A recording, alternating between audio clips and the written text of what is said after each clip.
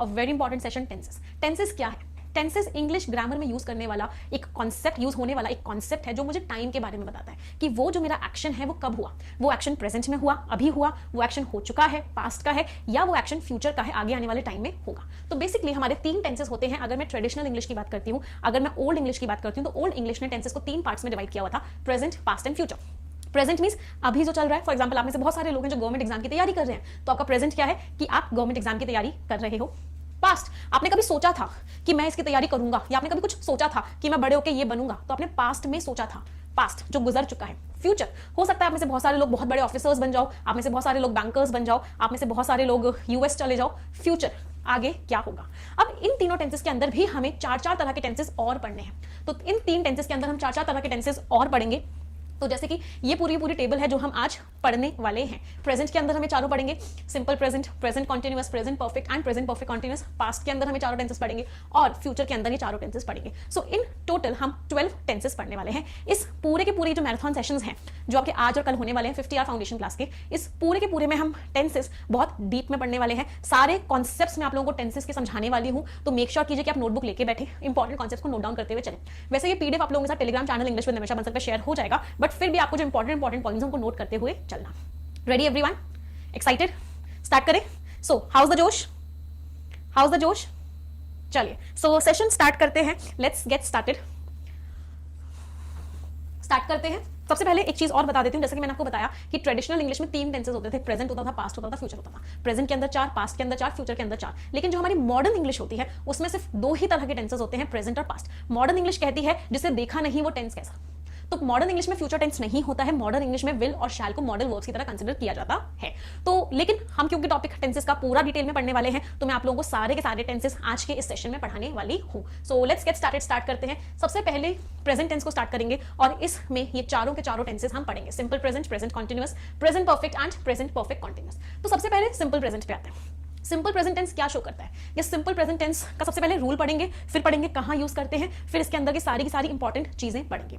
तो सबसे पहली चीज, ये जो हमारा सिंपल प्रेजेंट या प्रेजेंट इंडेफिनिट टेंस है, इसमें इसको हम यूज करते हैं जब हम किसी यूनिवर्सल ट्रुथ की बात करें, हम किसी ऐसी चीज के बारे में बताएं जो बिल्कुल सच हो, जो क्या हो, एक यूनिवर्सल ट्रुथ हो कि वो चीज आपकी होगी ही होगी, 100% होगी। The sun rises in the east, कोई ऐसी चीज जो आपका एक फैक्ट हो कि वो चीज हमेशा सच होगी ही होगी। कोई आपका रूटीन एक्शन हो कि भाई वो आप रोज करते हो, I wake up every day at 7 AM, तो कोई एक रूटीन एक्शन है कि वो चीज होगी ही होगी। कोई एक फैक्ट है that she is very tall, वो बहुत लंबी है, तो उसमें हम यूज करते हैं सिंपल प्रेजेंट टेंस को। इसके बाद जो हमारी कहावतें होती हैं, जो हमारी प्रोवर्ब्स होती हैं, उसमें हम सिंपल प्रेजेंट टेंस यूज करते हैं। For example, a stitch in time saves 9, कि समय पे किया गया काम बहुत लोगों को बचा सकता है, मतलब किसी प्रॉब्लम से आपको बचा सकता है अगर आप समय पे काम कर लो तो। मुहावरों के केस में क्या यूज करते हैं? Simple present tense. कोई एक प्लान्ड इवेंट है फ्यूचर का, कोई एक प्लान्ड इवेंट है फ्यूचर का, तो उस केस में भी हम सिंपल प्रेजेंट टेंस का इस्तेमाल करते हैं। For example, the prime minister comes on Monday, prime minister Monday को आते हैं, तो ये फ्यूचर का एक प्लान्ड इवेंट है कि ये जो है होगा ही होगा, उसी डेट पे होगा, उसी टाइम पे होगा। तो in that case we can use simple present tense.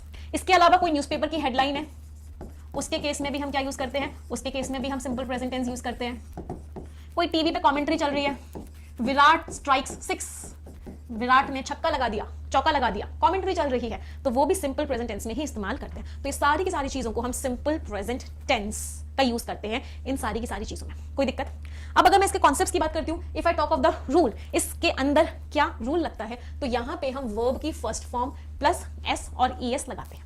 Verb की फर्स्ट फॉर्म प्लस एस और ईएस। अब ये जो वर्ब की फर्स्ट फॉर्म है और ये एस और ईएस है, ये सिर्फ सिंगुलर सब्जेक्ट्स के साथ लगता है, मतलब प्लूरल सब्जेक्ट के साथ नहीं लगेगा, सिर्फ सिंगुलर के साथ लगेगा। प्लूरल के साथ सिर्फ और सिर्फ, चाहे वो प्लूरल हो, चाहे वो आई हो, चाहे वो यू हो, सिर्फ और सिर्फ वर्ब की फर्स्ट फॉर्म लगती है। वर्ब की फर्स्ट फॉर्म में एस और एस आप सिंगुलर के साथ लगाओगे और अदरवाइज आप वर्ब की फर्स्ट फॉर्म ही लगाओगे। कुछ एग्जांपल से समझते हैं, let's understand them with the form of certain examples. She writes a letter, वो एक पत्र लिखती है। शी सिंगुलर था तो हमने क्या लगाया? वर्ब की फर्स्ट फॉर्म में एस और ईएस लगाया। ही प्लेज फुटबॉल, वो फुटबॉल खेलता है, एक ही वर्ब थी, क्या लगाया? वर्ब की फर्स्ट फॉर्म में एस और ईएस लगाया। तो जब भी हम ऐसे एग्जांपल्स की बात करते हैं सिंपल प्रेजेंट टेंस में, सिंगुलर में क्या लगाते हैं? वर्ब की फर्स्ट फॉर्म और एस और ईएस। अगर यही सेंटेंस में शी की जगह यू लिखा होता तो यू के साथ सिर्फ राइट आता, you write a letter, you play football या दे प्ले फुटबॉल, तो प्लूरल के केस में सिर्फ वर्ब की फर्स्ट फॉर्म आती है, सिंगुलर के केस में वर्ब की फर्स्ट फॉर्म में एस और ईएस आता है। कोई दिक्कत किसी को? Anyone, any problem? अगर नेगेटिव होता है तो सिंगुलर के साथ क्या आता है? डज नॉट आता है, और प्लूरल के साथ क्या आता है? प्लूरल के साथ डू नॉट आता है। तो डू को हम यूज करते हैं प्लूरल और आई और यू के साथ, और सिंगुलर के साथ क्या यूज करते हैं? डज। एक बहुत बहुत इंपॉर्टेंट चीज बेटा हमेशा याद रखना कि डू और डज अगर हेल्पिंग वर्ब है तो मेन वर्ब में वर्ब की फर्स्ट फॉर्म आती है। आप कभी भी एस और ईएस नहीं लगाते हो डू और डज के साथ। डू और डज में सिर्फ और सिर्फ क्या आता है? डू और डज में सिर्फ और सिर्फ वर्ब की फर्स्ट फॉर्म आती है। आप कभी भी एस और एस नहीं लगाते हो। She does not write a letter, वो एक पत्र नहीं लिखती है। He does not play football, वो फुटबॉल नहीं खेलता है। अगर यू होता तो डू आ जाता। You do not write a letter, तुम लेटर नहीं लिखते हो। They do not play football, तो यू प्लूरल के साथ आई के साथ यू आ जाता है, सिंगुलर के साथ एक वचन के साथ डज आता है। कोई दिक्कत किसी को? Anyone, any problem till here? आगे बढ़ते हैं, let's move to the interrogative proof. Interrogative का मतलब क्या है? क्वेश्चंस में कैसे बनाते हैं। क्वेश्चन का स्ट्रक्चर देखना बहुत इंपॉर्टेंट है। अभी मैं आपको बहुत सारे क्वेश्चंस भी कराऊंगी इसके ऊपर बेस्ड। तो does plus subject plus verb की फर्स्ट फॉर्म प्लस एस और ईएस प्लस ऑब्जेक्ट, क्या ये सही है? इसमें एक मिस्टेक है, कोई बता सकता है क्या? अभी मैंने आपको एक कॉन्सेप्ट बताया और यहाँ पे एक मिस्टेक किया, जल्दी से ठीक करो उस मिस्टेक को। अभी हमने क्या पढ़ा? डू और डज के साथ एस और ईएस नहीं लगता है, तो यहाँ पे एस और ईएस नहीं आएगा। तो हम सेंटेंस क्या बनाएंगे? Does she like tomatoes, do you like chocolates, does they play football. सही है गलत है? Does they play football, they क्या आएगा? डू आएगा, right. Do they play football मतलब सिंगुलर होगा तो क्या लगाओगे? Does. Does she write a letter, does he play football. और अगर प्लूरल होगा या यू और आई होगा, डू आई गो देयर, क्या मैं वहां जाती हूं? डू दे प्ले फुटबॉल, क्या वो फुटबॉल खेलते हैं? तो हमेशा क्या आएगा? प्लूरल के केस में डू आएगा, सिंगुलर के केस में डज आएगा, और कभी भी एस और ईएस नहीं आएगा। We will never use S and ES. अब इन सबका एक एग्जांपल देते हैं। हमने रूल पढ़ लिया कि सिंपल प्रेजेंट का रूल क्या होता है। बड़ा सिंपल सा रूल होता है कि वर्ब की फर्स्ट फॉर्म प्लस एस और ईएस लगा दो, या फिर डू या डज लगा दो, या वर्ब की फर्स्ट फॉर्म अकेले लगा दो। अब इन सबका एक एग्जांपल, आप लोग मुझे उसमें वर्ब बताओगे। The sun dash in the east, I dash up at 7 AM, he dash to school every day, they dash tomorrow evening। बताइए कहां एस और ईएस के साथ वर्ब आएगी और कहां विदाउट एस और ईएस के साथ वर्ब आएगी? यूनिवर्सल ट्रुथ, जो चीज हमेशा सच रहेगी। द सन क्या आएगा? सन सिंगुलर है तो क्या लिखूंगी? Very good, rises in the east. I के साथ एस और ईएस नहीं लगता। I wake up at 7 AM, he goes to school every day, they come tomorrow evening। कोई दिक्कत किसी को? समझ में आ रहा है सिंपल प्रेजेंट टेंस कहां कहां यूज करते हैं? एवरीवन, आगे बढ़ते हैं। कोई कमेंट्री चल रही है? फॉर एग्जांपल मुझे वर्ब बताइएगा। Virat dash a 6, proverb all dash well, possession I dash a house, newspaper headline the prime minister dash China next week। हाँ जी, सारे सिंपल प्रेजेंट टेंस में बनाए क्योंकि इन सारे के सारे केसेस में हम सिंपल प्रेजेंट टेंस का ही इस्तेमाल करते हैं। तो क्या आएगा बताओ जल्दी से। सब में वर्ब की फर्स्ट फॉर्म आएगी तो विराट स्ट्राइक्स अ 6, सिंगुलर था तो स्ट्राइक्स लिखा। All is well, I own a house, मेरे पास एक घर है। तुम्हारे पास क्या है? मेरे पास एक घर है। आप लोग बोलोगे मेरे पास माँ है। The prime minister visits China next week. तो सब में क्या आया? वर्ब की फर्स्ट फॉर्म आई। कोई दिक्कत किसी को? सारे के सारे क्या थे? सारे के सारे सिंपल प्रेजेंट टेंस थे। क्लियर? अब मैंने यहाँ पे एक सेंटेंस लिखा है, मुझे इसमें गलती बताइए। She does not completes the work on time, वो काम समय पर नहीं करती है। क्या गलती है? डू डज अभी पढ़ा, क्या लगेगा? वर्ब की फर्स्ट फॉर्म लगेगी। इसका मतलब एस और ईएस नहीं आता डू और डज के साथ। She does not complete the work on time, वो समय पर काम पूरा नहीं करती है। She does not know how to swim, उसे नहीं पता कैसे तैरते हैं। वर्ब की first form I do it regularly, मैं इसे रोज करता हूं। सिंपल प्रेजेंट डू, वर्ब की फर्स्ट फॉर्म। कोई दिक्कत? चलिए अब इन तीनों सेंटेंसेस को देखते हैं। इन तीनों सेंटेंसेस में क्या है ना बच्चे, ये जो है ये तीनों की तीनों वर्ब की फर्स्ट फॉर्म है। अभी मैं आपको इसका चार्ट भी दिखाऊंगी। तो ये तीनों के तीनों, अभी मैं आपको इसका चार्ट भी दिखाऊंगी। तो ये तीनों के तीनों क्या है? वर्ब की फर्स्ट फॉर्म है। तो बहुत सारे बच्चों को आई डोंट नो ये फीलिंग कहां से आती है कि I have a car present perfect tense है। नहीं, एक ही वर्ब है, तीनों में वर्ब की फर्स्ट फॉर्म है। तो ये तीनों के तीनों कौन से टेंसेस हैं? ये तीनों के तीनों सिंपल प्रेजेंट टेंस है। उसके पास गाड़ी है, उसके पास बाइक है, मैं एक टीचर हूं। तो ये सारे के सारे सिंपल प्रेजेंट टेंस है। He has a bike, I have a car, I am a teacher. क्यों? क्योंकि ये सारी की सारी वर्ब्स की फर्स्ट फॉर्म है। तो कौन कौन सी वर्ब की फर्स्ट फॉर्म होती है? Is, am, are, has, have और बीई। ध्यान से देखना, टेबल को अपने दिमाग में ना बसा लो, बहुत इंपॉर्टेंट टेबल है, बहुत ज्यादा टेंसेस जो है इस टेबल पर बेस्ड है। ये जो is, am, are, B, E, has, do, does, ये सारी वर्ब्स की फर्स्ट फॉर्म होती है जब ये मेन वर्ब का रोल प्ले करती है। वैसे ये हेल्पिंग वर्ब का रोल प्ले करती है, लेकिन जब ये मेन वर्ब्स होती है ये सारी की सारी वर्ब की फर्स्ट फॉर्म होती है। हैड, वाज, डिड और वर ये सारी की सारी वर्ब की सेकंड फॉर्म होती है, और हैड और बीन ये सारी की सारी वर्ब की थर्ड फॉर्म होती है। बस गई। सो ये वर्ब्स की फर्स्ट फॉर्म है, ये वर्ब्स की सेकंड फॉर्म है, और ये वर्ब्स की थर्ड फॉर्म है। तो अगर मैंने सेंटेंस लिखा था आई एम अ टीचर, मैं एक टीचर हूं, तो ये एक ही वर्ब थी और वर्ब की फर्स्ट फॉर्म थी। इसका मतलब ये टेंस कौन सा था? इसका मतलब ये जो टेंस था ये सिंपल प्रेजेंट था। एक फैक्ट बता रहा था, एक फैक्ट है, मैं एक टीचर हूं।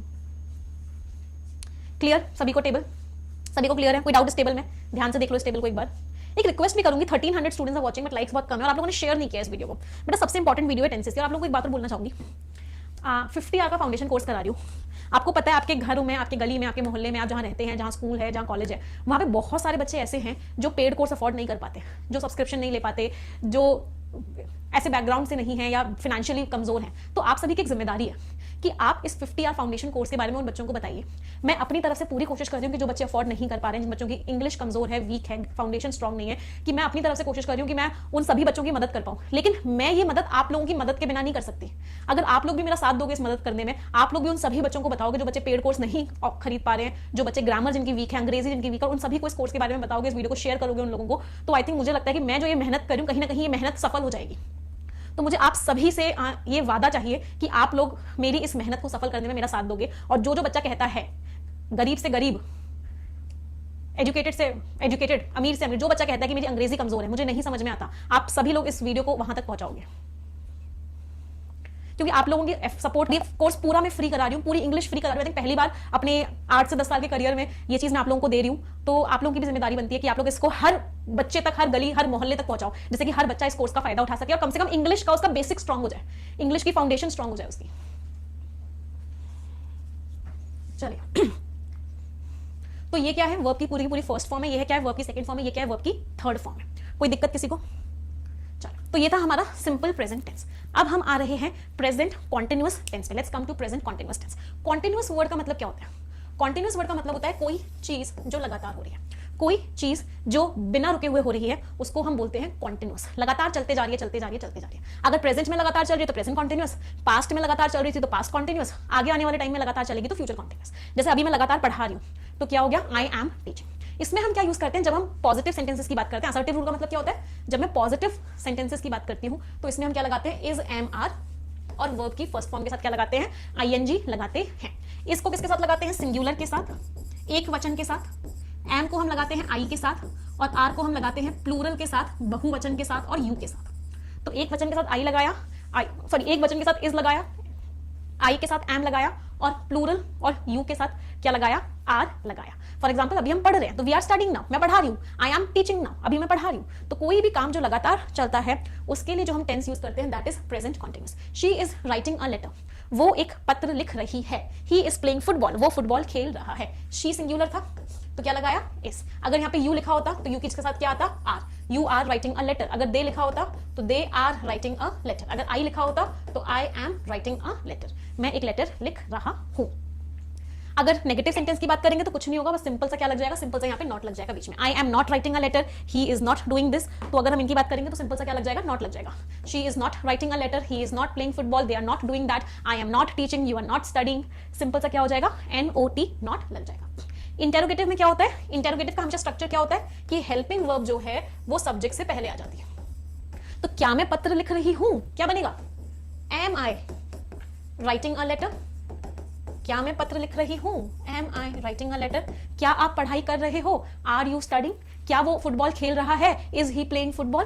तो जब भी हम इंटेरोगेटिव की बात करते हैं हम क्या लगाते हैं? इज, एम, आर में से जो होता है उसको सबसे आगे लगाते हैं, फिर उसके बाद हम सब्जेक्ट लगाते हैं। Clear? Present continuous. Present continuous को हम फ्यूचर के लिए भी इस्तेमाल कर लेते हैं। फ्यूचर के लिए इस्तेमाल करने का क्या मतलब है? फॉर एग्जाम्पल आपको पता है कि मैं कल आगरा जा रही हूं, कल जा रही हूं, तो हम इसको ऐसे ले सकते हैं, I am going to Agra. मैं आगरा जा रही हूं, सिंपल सी बात है, I am going to Agra. कल आगरा जा रही हूं, I am going to Agra tomorrow.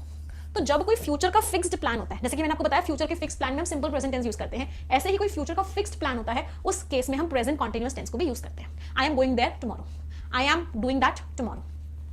Now के साथ हम प्रेजेंट कॉन्टिन्यूअस टेंस यूज कर सकते हैं, I am doing it now, मैं अभी पढ़ा रही हूं, आई एम टीचिंग नाउ, मैं अभी पढ़ा रही हूं। तो नाउ और फ्यूचर के फिक्स प्लान के साथ हम प्रेजेंट कॉन्टिन्यूअस टेंस का इस्तेमाल करते हैं। अब एक इसके अंदर एक बहुत ही ज्यादा इंपॉर्टेंट टॉपिक आता है, और वो इंपॉर्टेंट टॉपिक क्या है? Static verbs. समझते हैं स्टैटिक वर्ब्स क्या होती है। कुछ ऐसी वर्ब्स होती हैं जिनको हम प्रेजेंट कॉन्टिन्यूअस टेंस में यूज नहीं करते हैं। इनको हम किस टेंस में यूज नहीं करते हैं? प्रेजेंट कॉन्टिन्यूअस टेंस में। No present continuous tense of these verbs. इनमें बहुत सारे एक्सेप्शंस भी हैं, वो भी हम समझेंगे। सबसे पहला है वर्ब ऑफ परसेप्शन। परसेप्शन का मतलब क्या होता है? परसेप्शन का मतलब होता है हमारे तो 5 सेंसेस हैं, हम देखते हैं, हम स्मेल करते हैं, हम टेस्ट करते हैं, हम सुनते हैं और हम टच करते हैं। तो ये 5 हमारे पास सेंसेस हैं। तो इन 5 सेंसेस से हम जो कुछ भी करते हैं उसको बोलते हैं परसेप्शन, कि हम क्या परसीव कर रहे हैं। हम देख रहे हैं, हम सुन रहे हैं, हम स्मेल कर रहे हैं, हम नोटिस कर रहे हैं, हम पहचान रहे हैं, हम टच कर रहे हैं, हम फील कर रहे हैं। तो इन सबको हम क्या बोलते हैं? Verbs of perception. इनको हम प्रेजेंट कॉन्टिन्यूअस टेंस में नहीं बनाते। फॉर एग्जाम्पल, अगर मैंने सेंटेंस लिखा I am seeing a car, तो क्या ये सेंटेंस सही है बेटा? I am seeing a car नहीं, ये सेंटेंस क्या होगा? आई सी अ कार, मैं गाड़ी देखती हूं, मैं गाड़ी देख रही हूं। क्या हो गया? ये गलत हो गया। आई एम हियरिंग इट, मैं इसे सुन रही हूं नहीं, आई हियर इट, मैं इसे सुनती हूं। आई एम टेस्टिंग इट नहीं, आई टेस्ट इट। या फिर इसका टेस्ट अच्छा है, दिस इज टेस्टिंग गुड नहीं, दिस टेस्ट्स गुड। अगला, अपीयरेंस, दिखना, ही इज अपीयरिंग स्मार्ट, क्या ये सेंटेंस सही है? He is appearing smart. He is appearing smart. नहीं, क्या होगा? He appears smart. किस में बनाते हैं? सिंपल प्रेजेंट टेंस में बनाते हैं, प्रेजेंट कॉन्टिन्यूअस टेंस में नहीं बनाते। Emotions, I am loving it, McDonald's की टैगलाइन क्या है? I am loving it. इतने बड़े रेस्टोरेंट की टैगलाइन ही ग्रामेटिकली गलत है, ग्रामर गलत है मैकडॉनल्ड्स के टैगलाइन की जिसने कहा आई एम लविंग इट। क्या ये सही है? नहीं, आई एम लविंग इट सही नहीं है। क्या होगा? I love it. तो इमोशंस की जो आपकी वर्ब्स हैं उनको भी हम किस टेंस में बनाते हैं? उनको भी हम सिंपल प्रेजेंट टेंस में बनाते हैं। फिर सोचने की, आई am thinking that, I am considering, I am trusting you नहीं, आई ट्रस्ट यू। पोजेशन, आपके पास कुछ है, मेरे पास घर है, मेरे पास गाड़ी है, मेरे पास बंगला है, तुम्हारे पास क्या है? मेरे पास माँ है। तो अगर आपने एक सेंटेंस लिखा I M owning a car, सही है? I am owning a car, I am possessing a car, this car is belonging to me, नहीं, गलत है सारे के सारे। I own a car, I possess a car, this car belongs to me। Present continuous tense में नहीं हो सकते possession वाले। I am having a book, मेरे पास एक किताब है, गलत है भाई। I am having a book, क्या आएगा? I have a book, मेरे पास एक किताब है। कोई दिक्कत किसी को? अब इनके ना बहुत सारे एक्सेप्शंस हैं। पहले तो ना मुझे आप लोगों के ना कुछ डाउट्स क्लियर करने हैं। आप लोगों की क्या आदत है, जब मैं आपको अचीवर सीरीज में 1:30 बजे क्वेश्चंस करवाती हूँ, आपको कहीं भी लिखा हुआ मिल गया, एक सेंटेंस आया for example, on seeing it he started coughing, उसको देखते ही वो खांसना शुरू कर गया। आप कहोगे मैम सीइंग जैसा शब्द नहीं होता, तो ये वाला गलत है। बेटा कॉन्सेप्ट ये नहीं था कि सीइंग जैसा शब्द होता है नहीं होता, कॉन्सेप्ट ये था कि प्रेजेंट कॉन्टिन्यूअस टेंस में इस्तेमाल नहीं हो सकता। तो क्या यहाँ पे प्रेजेंट कॉन्टिन्यूअस टेंस है? नहीं है, तो ये सही है। प्रेजेंट कॉन्टिन्यूअस टेंस नहीं होना चाहिए था, इसके साथ is am are plus V1 plus ING नहीं होना चाहिए था। इज एम आर तो है ही नहीं, तो इसमें कोई गलती नहीं है। उसको देखते ही वो खांसने लग गया। सिमिलरली एक और सेंटेंस मैंने लिखा, आई एम हैविंग लंच, तुम क्या कर रहे हो भाई? I am having lunch, I am having dinner, I am having breakfast. ये सही है गलत है? आपके पास लंच नहीं है। हैविंग तब नहीं यूज करते हैं जब उसका मीनिंग पोजेशन होता है। पोजेशन का मतलब क्या है? ये जो मार्कर है मेरा है, हक है मेरा। लंच पे हक की बात नहीं हो रही है, तो ये भी सही है। यहां पे लंच खाने की बात हो रही है। खाने के केस में हैविंग यूज कर सकते हैं, खाने के केस में हैविंग यूज कर सकते हैं। पोजेशन के केस में हैविंग नहीं यूज कर सकते। I am having a car गलत है, कार खा नहीं रहे। I am having a car, मेरे पास गाड़ी है, पोजेशन है, तो नहीं आ सकता I am having a car. लेकिन जब खाने की बात आती है तो हैविंग यूज होता है। सिमिलरली एक और सेंटेंस मैंने लिखा, having seen him he started throwing tantrums. उसे देखते उसने क्या शुरू किया? नखरे करना शुरू कर दिया। टैंट्रम्स थ्रो करने का मतलब क्या होता है? जनरली लड़कियां नखरे करती हैं, ये एक मिसकंसेप्शन है। लड़के भी बहुत नखरे करते हैं। कितने लोग इस बात से अग्री करते हैं? So throwing tantrums, throwing tantrums word का मीनिंग क्या होता है? नखरे करना शुरू कर देना। तो यहाँ पे प्रेजेंट कॉन्टिन्यूअस टेंस है ही नहीं, इज एम आर तो लगा हुआ ही नहीं है हैविंग के साथ, बिल्कुल सही है, कोई गलती नहीं है। तो इन वर्ड्स को हम प्रेजेंट कॉन्टिन्यूअस टेंस में यूज नहीं करते हैं। चलो मैं एक और सेंटेंस देती हूँ, मुझे बताना वो सेंटेंस सही है गलत है। मैंने लिखा I am looking for him.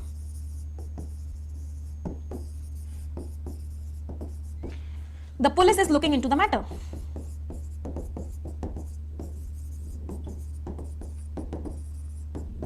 The police is looking into it. ये दोनों सही है या गलत है? Tell me everyone.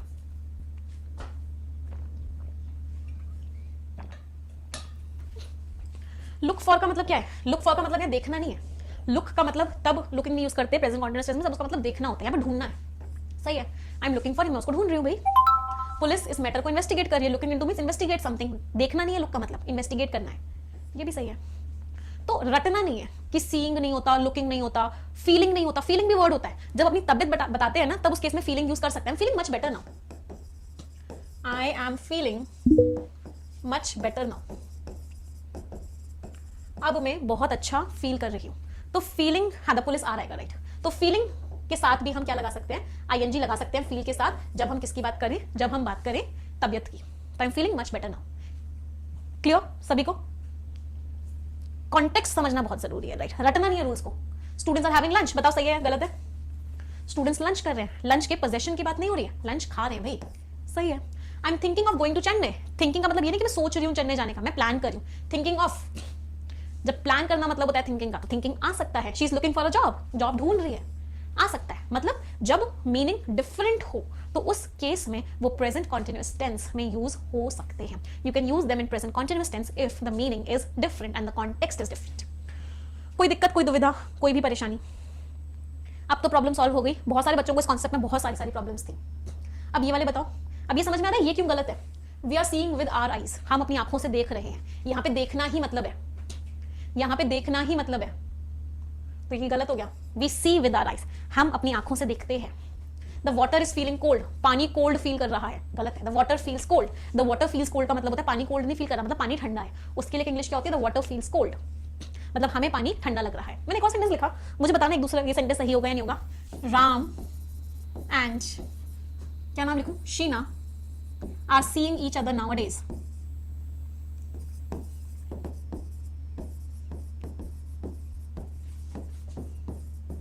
बताओ ये सेंटेंस सही है या गलत है? Ram and Sheena are seeing each other nowadays, आजकल राम और शीना एक दूसरे को देख रहे हैं, सही है। सीइंग ईच अदर जब किसी कपल के लिए इस्तेमाल होता है, इसका मतलब एक दूसरे को देखना नहीं होता है, इसका मतलब होता है वो लोग प्लान कर रहे हैं कि वो लोग आगे शादी कर ले, कपल हैं वो। तो सीइंग ईच अदर जब यूज करते हैं किसी दो, एक मेल या फीमेल के लिए, इसका मतलब है वो एक दूसरे को चांस दे रहे हैं, एक दूसरे को के साथ हैं आजकल। सो यहाँ पे देखना मतलब नहीं है, यहाँ पे भी मीनिंग चेंज हो गया। यहाँ पे मीनिंग क्या है कि एक दूसरे के साथ हैं आजकल। भावनाओं को समझो इस सेंटेंस में। क्लियर? समझ आया प्रेजेंट कॉन्टिन्यूअस और स्टैटिक वर्ब्स। अगले टेंस पे आते हैं and the next tense is present perfect tense. सबसे पहले तो मुझे एक बात बताओ, प्रेजेंट परफेक्ट टेंस का इस्तेमाल कब होता है? प्रेजेंट परफेक्ट टेंस का हम इस्तेमाल करते हैं उस केस में जब कोई काम कंप्लीट तो हो चुका होता है बट उसका इंपैक्ट प्रेजेंट में होता है। मतलब काम कंप्लीट तो हो चुका है बट उसका जो इंपैक्ट है वो कहां पर है? प्रेजेंट में। तो उस केस में जो टेंस यूज होता है उसको हम बोलते हैं प्रेजेंट परफेक्ट टेंस। एग्जाम्पल से समझते हैं। I have done the work a second ago. ये सेंटेंस मुझे बताओ सही है या गलत है? मैंने काम 1 सेकेंड पहले किया है। क्या मैं से अ सेकेंड अगो, आपको मैंने ये काम 1 सेकेंड पहले किया है, इसका मतलब इसने मुझे बता दिया ये पास्ट है। अगर कोई काम 1 सेकेंड पहले हुआ है इसका मतलब क्या है? पास्ट है। पास्ट है तो प्रेजेंट परफेक्ट टेंस तो यूज हो ही नहीं सकता। तो ये सेंटेंस क्या है? This sentence is wrong. जब भी पास्ट पॉइंट ऑफ टाइम दे दिया गया हो तो प्रेजेंट टेंस कभी भी यूज नहीं होगा। You can never use present perfect tense अगर आपको कोई भी पास्ट का टाइम दिया गया हो तो। कभी भी पास्ट का टाइम नहीं दिया जाएगा प्रेजेंट परफेक्ट टेंस में। अब बात आते हैं रूल क्या है भाई। रूल है इसमें हैज और हैव लगता है और वर्ब की थर्ड फॉर्म लगती है। हैज को हम लगाते हैं सिंगुलर के साथ और प्लूरल के साथ, बहुवचन के साथ, आई के साथ और यू के साथ हम क्या लगाते हैं? हैव लगाते हैं।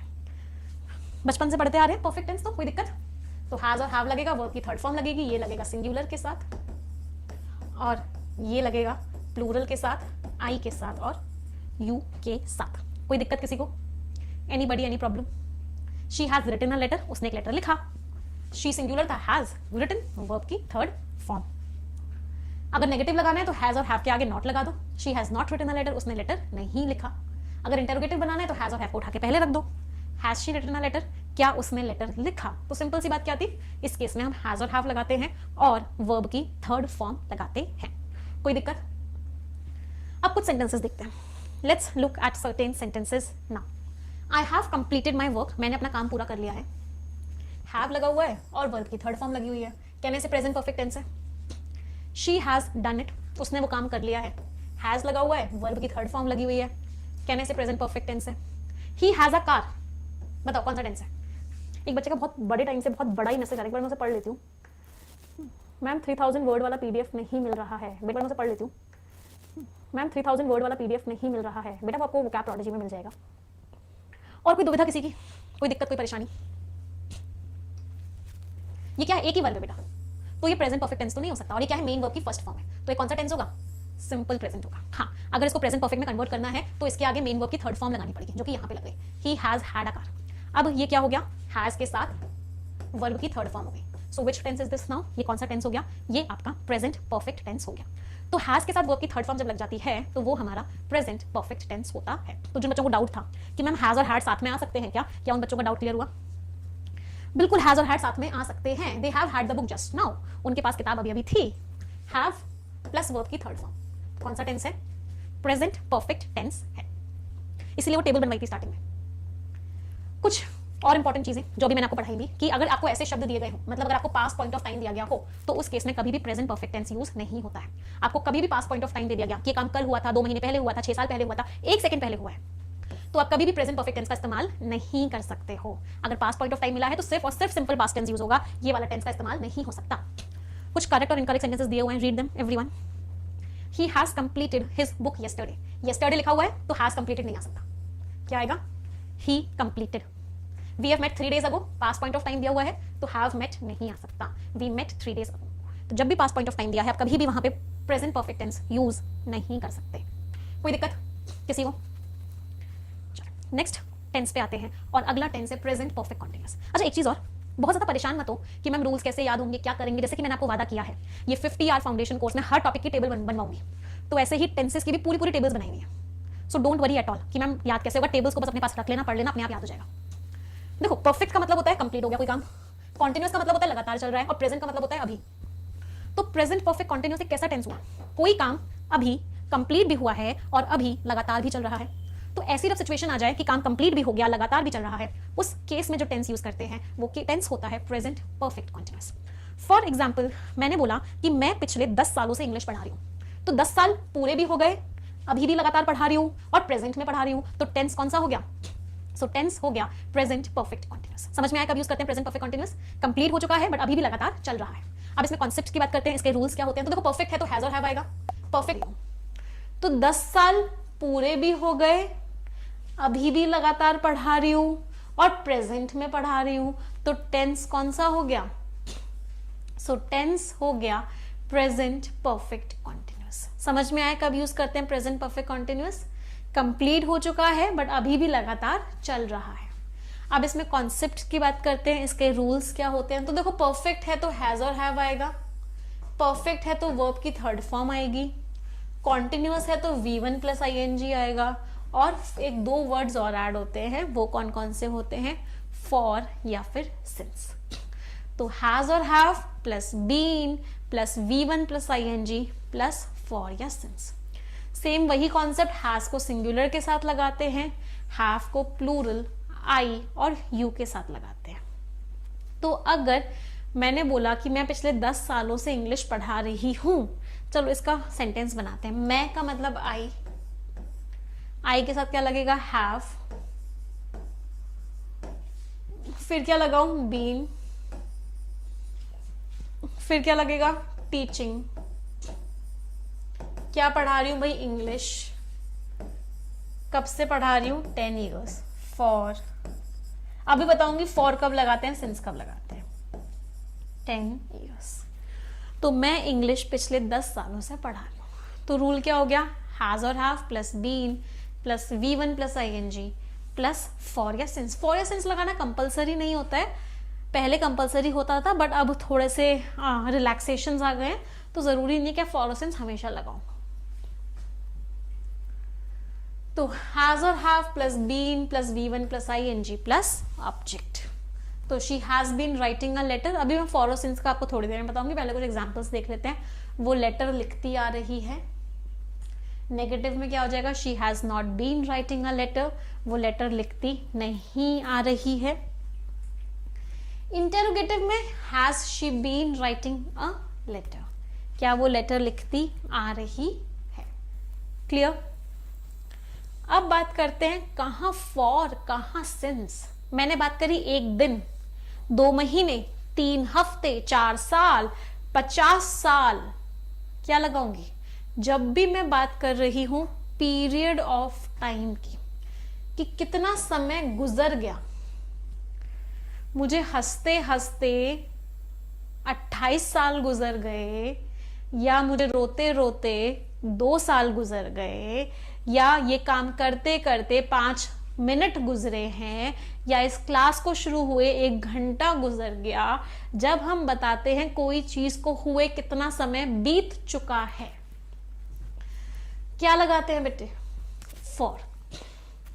अगर हम बताते हैं कि वो चीज शुरू कब हुई थी, वो चीज शुरू कब हुई थी, वो चीज तब शुरू हुई थी जब हम पहली बार मिले थे, वो चीज तब शुरू हुई थी जब मैंने उसको देखा था, जब हमारी शादी हुई थी वो चीज तब शुरू हुई थी, या 2008 में शुरू हुई थी, या वेंसडे को शुरू हुई थी, या बचपन में ही शुरू हो गई थी, या जवानी में शुरू हुई है, या बुढ़ापे में शुरू हुई है, या फिर 4 बजे शुरू हुई थी। जब हम बताते हैं वो काम शुरू कब हुआ, जब हम एक डेफिनेट पॉइंट ऑफ टाइम बताते हैं उस काम का, तो क्या लगाते हैं, तो हम लगाते हैं सिंस। क्या सिंस और फॉर में डिफरेंस क्लियर है एवरीवन? कोई दिक्कत? देख लो एग्जांपल्स भी दे रखे हैं। 2 days, 3 months, 4 years, 5 decades, 6 centuries, 2008 Monday 4 PM April 2016, childhood, when we got married, सब में क्या लगेगा, सिंस लगेगा। Since childhood, since the time I saw you, जब से तेरे नैना मेरे नैनों से लागे रे, क्या लगाऊं। इस गाने की शुरुआत किससे करूं, जब से मेरे नैना तेरे नैनों से लागे रे। टाइम बताया जा रहा है, कब शुरू हुआ काम, क्या लगेगा, since. Since the time I saw you. I have been teaching English for 8 years, और अगर यहां पे लिखा हुआ होता I have been learning English dash childhood, मैं बचपन से इंग्लिश सीख रही हूं, अब क्या आता, सिंस। अगर 2000 सपोज 12 लिखा होता, क्या आता, सिंस। क्लियर? कोई डाउट, कोई दुविधा, कोई परेशानी किसी को? चलो, अब जितना पढ़ा है it's time to revise it, क्योंकि हमारा प्रेजेंट टेंस के हम कंप्लीशन पे आ चुके हैं, तो अब समय है रिवाइज करने का। तो यहाँ पे मैंने एक सेंटेंस लिया है और उसी सेंटेंस को हर फॉर्म में आपके लिए कन्वर्ट किया है। एक बार इस पूरी टेबल को पढ़ो और मुझे पूछो कोई डाउट है क्या। सारे कॉन्सेप्ट्स याद आ जाएंगे।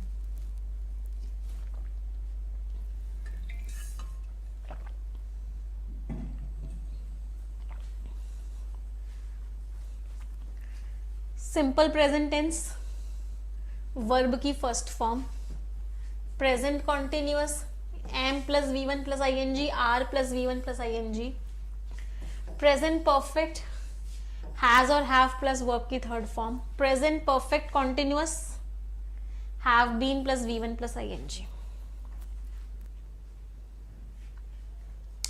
कोई doubt?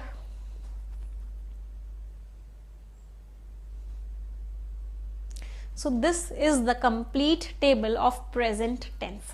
Present tense at a glance. एक नजर में present tense.